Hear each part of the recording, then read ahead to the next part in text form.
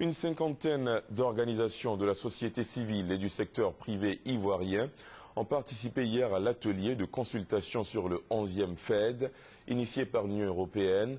Ensemble, ils ont réfléchi à la période 2014 à 2020 et recherché comment l'Union européenne peut aider la Côte d'Ivoire à faire face à ces grands défis. Le point avec Hugues Veblé.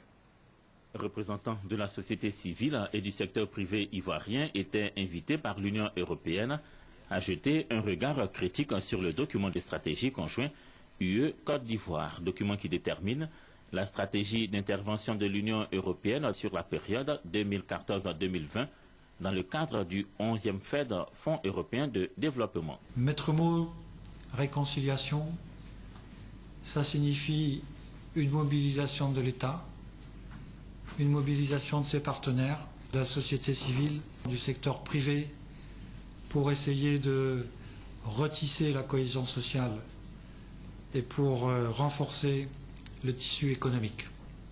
À l'occasion de leur consultation sur la programmation du 11e Fonds européen de développement, le FED, société civile et secteur privé ivoirien ont attiré l'attention du gouvernement, surtout de la délégation de l'Union européenne, sur les préoccupations essentielles à prendre en compte pour accroître l'efficacité et la pertinence de sa contribution.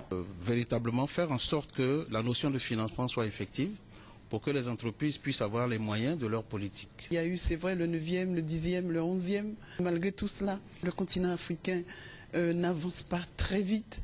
Mais qu'est-ce qui va être fait après? Au-delà des 218 millions d'euros alloués par le 10e FED, l'Union européenne a porté sa contribution en Côte d'Ivoire à partir de 2011 à 600 millions d'euros, soit 395 milliards de francs CFA.